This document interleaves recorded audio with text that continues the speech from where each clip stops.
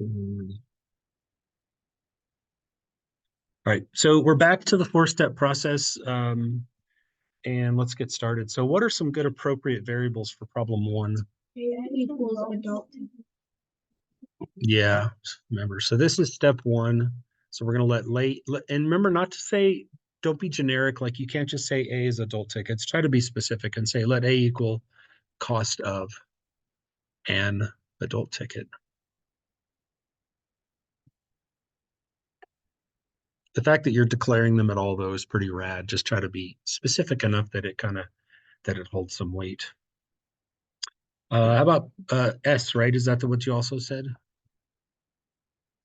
Let S equal the cost of a student ticket. It was kind of nice to take a week off of these. And by this time, hopefully next week, we'll be done with these and we can move on. So there you go. So variables done. Boom. Step one done. Now it's time for step two. And in step two, remember that we take the information on the paper and we write equations. So we can write, this is a pretty unique situation.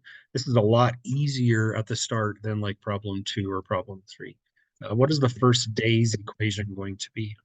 210A plus 174S equals 2,863. Nice, thank you. And in the mathematical working of a problem, I'm not going to put 0.50. You certainly, of course, could. It doesn't matter. It's just for the mathematics, I tend to leave the zero off. If we're actually expressing it in terms of money, then I would put the zero. By the way, if you don't have a calculator, you're definitely going to want one for this. Like this is almost every calculation in this problem is going to require a calculator. On day two, 173A plus 166X equals 2,506.2.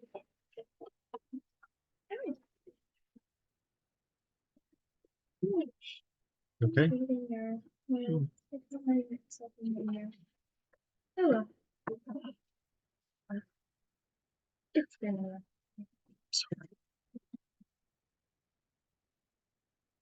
I didn't want this to be like they sold 5 tickets and 3 tickets because like really if you're doing a holiday musical, like kind of picture a bigger school with a big auditorium that holds like 600 or 800 people. Like I kind of wanted it to feel more like that. So we went big. And so don't be scared of the big numbers. Like if we're going to use a calculator anyways, at the end of the day, it really doesn't affect us that much.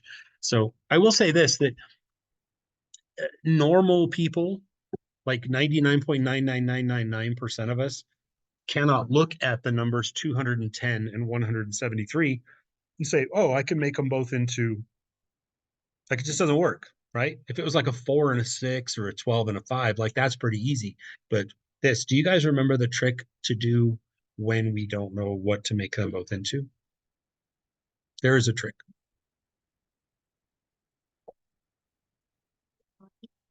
Nope. That's exactly what you do, Twilight. You multiply them by each other. I look at it like this, and I say, and I know I'm going to mess up a little bit, and we're going to correct this in a sec. I just want to have the conversation about the numbers themselves.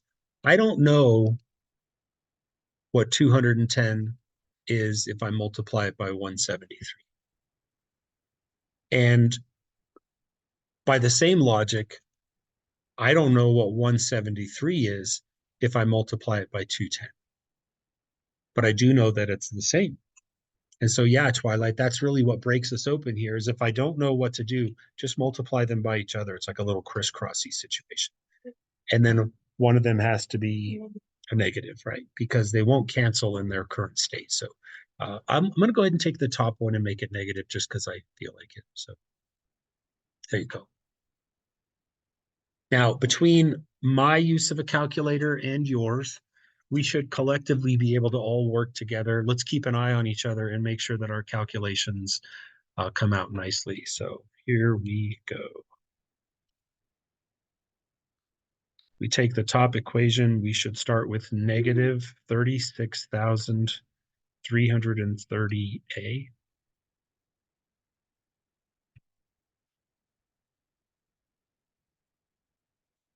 Minus 30,102 S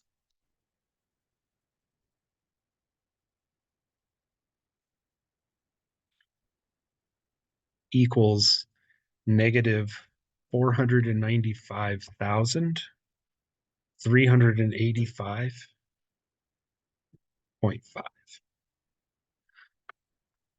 You'll notice that I'm not putting commas in, and I would probably half the time put them in, half the time not. It's generally bad practice to not put commas in numbers that are longer than 4 digits. 4 is like optional, 5 and beyond is the kind of the law. I just worry sometimes that if I put commas in that they can be mistaken for periods or decimal points. So you kind of do whatever you need to do there. And now we're going to head to the bottom row and we're going to multiply the 210 through all of the numbers. I don't need a calculator for this first one because I know it's going to be the same answer, only positive.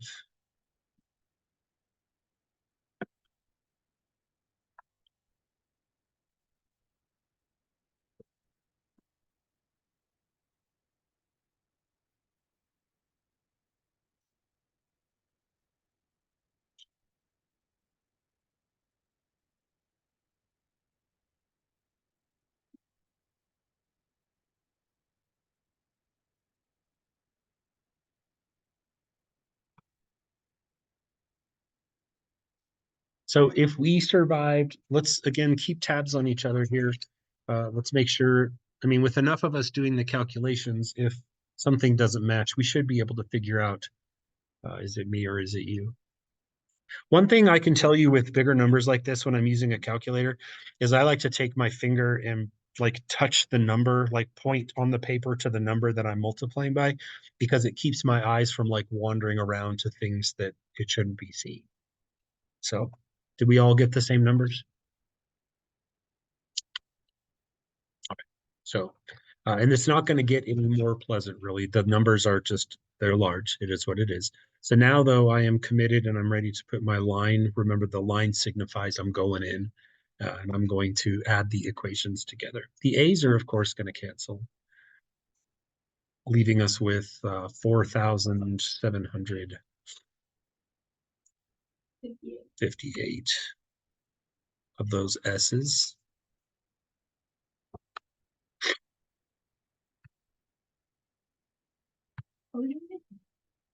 Yeah.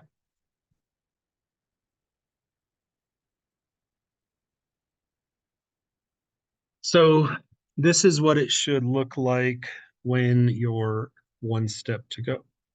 Now let's talk about the kinds of decimals that we can expect on a problem like this. If I get like 4.25, I like that. $4.25 feels good. If I get 8.5, I like that. What I don't like is if I get like 8.16723 repeating. Like my math teacher isn't going to write a problem where the cost of an adult ticket is 8.176543 repeating dollars, right? So decimals are to be expected provided that they are like reasonably practical for the situation. When you divide 30,927 by 4,758, you get something nice. You get S equals 6.5. That's not the kind of decimal that's going to make me think I did something wrong. Quite the contrary, quite frankly, it's going to make me think that I like that. That's $6.50 for one of the tickets. That feels good. Now, the problem does say that we have to find the cost of each type. And so I can't stop. I have to go back now and I have to pick an equation and change its S value into 6.5. I can tell you personally that I would probably 99 times out of 100, I would put the 6.5 right there. Red box would go in place of red box. I just feel like that's the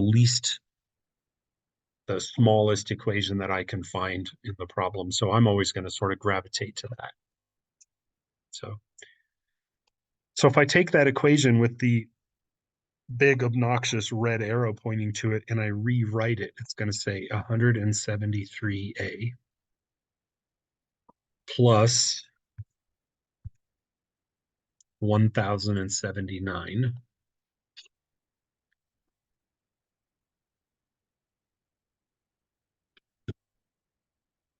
So that was just that second number that you see, the 1079 is just a result of me putting 6.5 in and multiplying it by 166. And then that leads us to here. It's just a basic two-step equation. Like we haven't done anything in this problem that you don't know how to do. It's just maybe the numbers are a little bit bigger than we're accustomed to. But the mechanics of algebra don't change. Like the mechanics of algebra don't care how big the numbers are. It is what it is. So now we subtract the 1079 from both sides.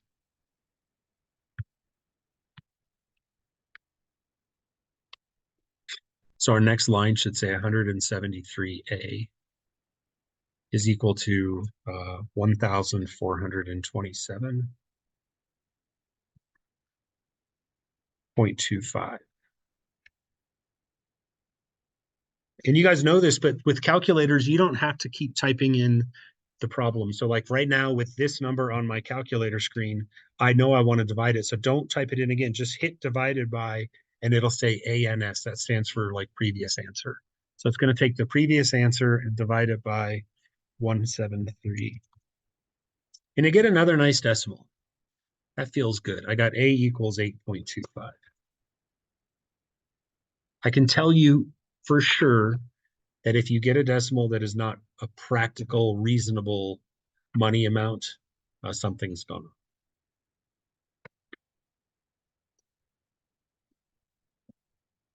So now it's time to say, okay, step one, done 5 minutes ago. Step two, done. Step three is now done. Time for step four. And step four is to write a sentence. And both answers are in red boxes on the TV right now. We just need to put them in English. So we could say, the order that you do these in, of course, doesn't matter. An adult ticket costs $8.25, comma, and a student ticket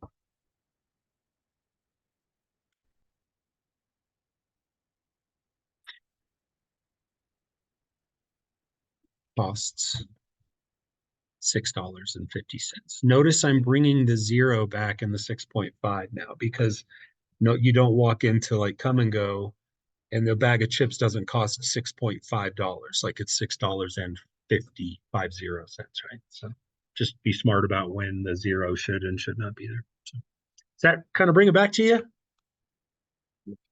Let's do number two together, and then I think I'll get out of the way, and whatever's left of the hour, I'll give you to just work. And then basically, you're just going to have work days today, the rest of today, tomorrow, and Wednesday to just get your page of notes in order, which you're probably already starting on.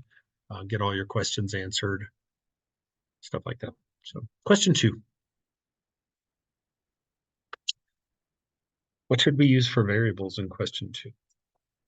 Yeah, sure. You could use L and S, but for lazy people, L's look like ones and S's can look like fives. So it doesn't really matter. But we tended to use X's and Y's when we just didn't really have a reason otherwise. So you could get through this whole quiz and use X and Y for everything. Doesn't matter to me. So let's let X equal the larger. And then by default, Y will equal smaller.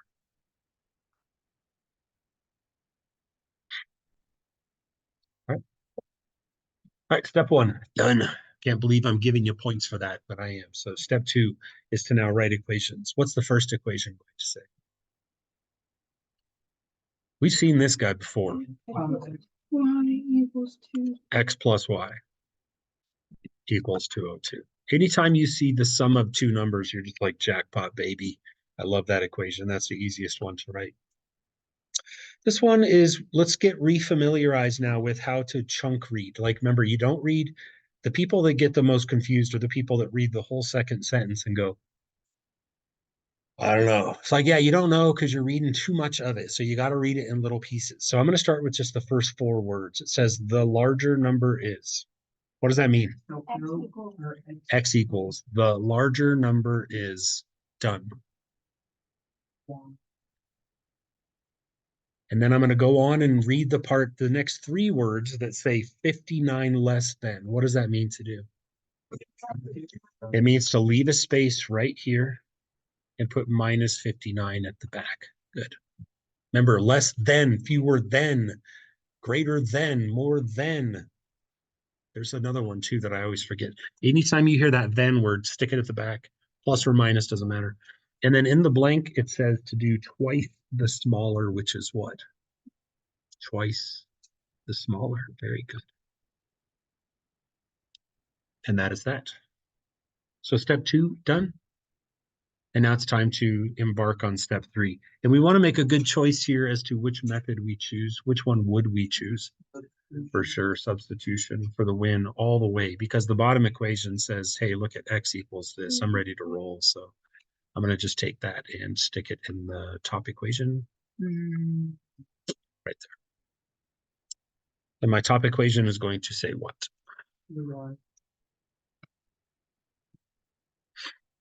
2y minus 59 plus another y equals 202. And I'll highlight this for you just so in case anyone's a little confused, which you probably aren't by this point, but the red box just relocated to right there, right? And now when we combine like terms, how many y's do we get? And I think we should also add that 59 across to the other side. What do we get? I agree.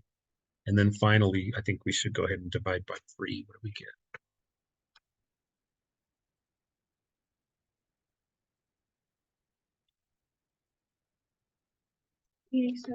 Sweet. So at this point, if I read the problem again, which I haven't even done yet, if I went up now and read the last sentence and it said, what is the smaller number? I could stop because that's what I found. But the problem does say, what are the numbers? And so that's always an implication that I got to go back now and find the other guy too. So where's the best place in the world to put the number 87? In the box, in the box, in the box, in the box, in the box, right? So take the number 87 and just relocate it right up into there. And then using your calculator, probably do 2 times 87 and then take away 59. And what do you get?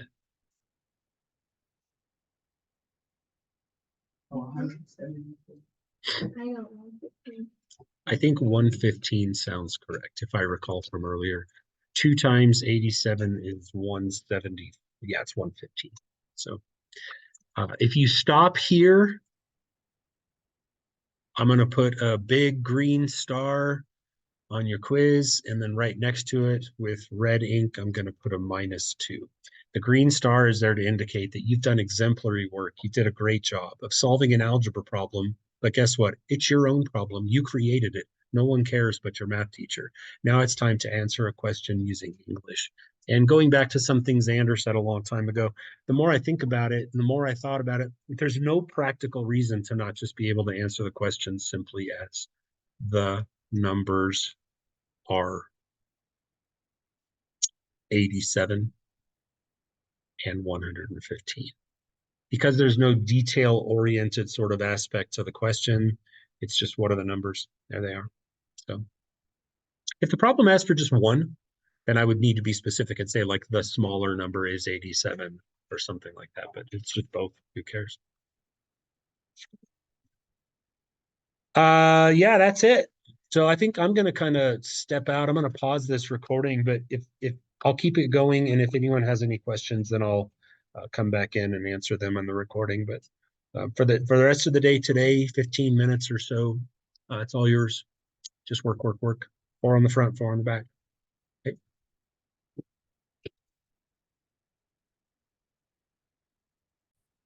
All right, problem number 3. Again, I think we'll just use, I'm going to assume that you used X and Y. So did you use X as the larger? Okay.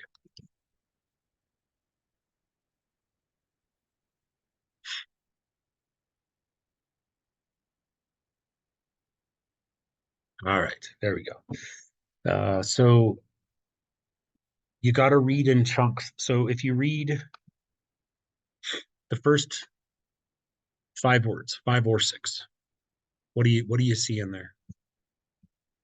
It is. So the sum of 2 numbers And I'm going to go ahead and read one more word because it says is, and I'm going to put the equal sign so I can call that done.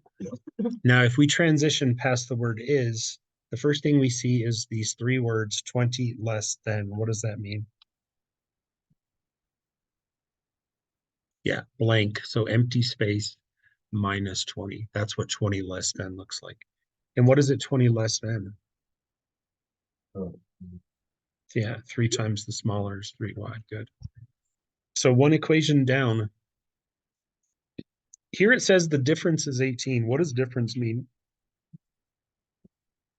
Yeah, and you do have to make sure that you do these in the right order. But since you and I did x is the bigger one, then we want to do bigger minus smaller equals 18. Otherwise, it won't work. So you got this far? Okay. Here are my thoughts on the matter as far as getting into step 3. I would kind of say I want to do two things with you right now. Number one, I want to take this top equation and I want to put the y's together because I just don't like them in two different places like that. So like, for example, I could bring the 3y like over here, and that would make the top equation now say x minus 2y. You also could have moved the y to the other side, but I feel like having those cleaned and put together just psychologically is going to help us out. You with me so far? Now, as far as what I'm going to do with the second equation, I have a much more productive purpose in mind. I'm going to take and get it ready for substitution. Unless, do you like eliminate? Do you want to do elimination or do you want to do substitution? You like substitution? Okay. So in light of that, then I'm going to take this y and I'm going to move it to the other side. Because we obviously don't want to get the y by itself. That's going to be a little bit more work because it's got the negative. So if I take the minus y and vote it to the other side, then it's going to say x equals y plus 18.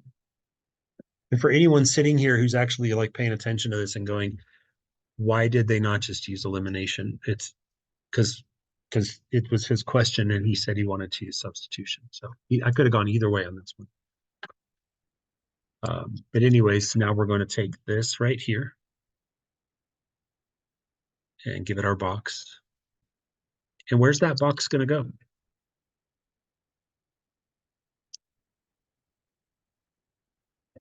Yeah. And since I took the time to clean that white equation on top and make it the green equation, I'm going to put it in place in obviously the cleaned up equation. So it's going to go right there. Still good? So that green equation is now going to say where x used to be, I'll put the box.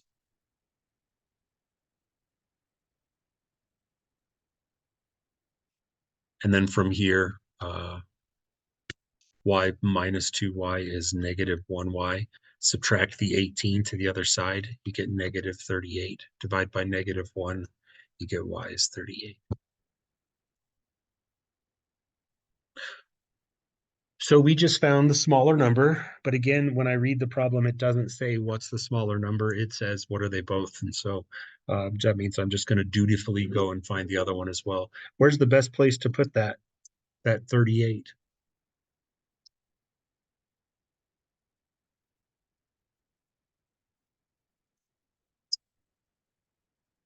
Yeah, and in the box, of course, right? Why not take advantage of that box? And so we're going to take 38 and just put it right where that arrow is pointing. And then 38 plus 18 is 56. So you would just write a sentence and say the numbers are 38 and 56.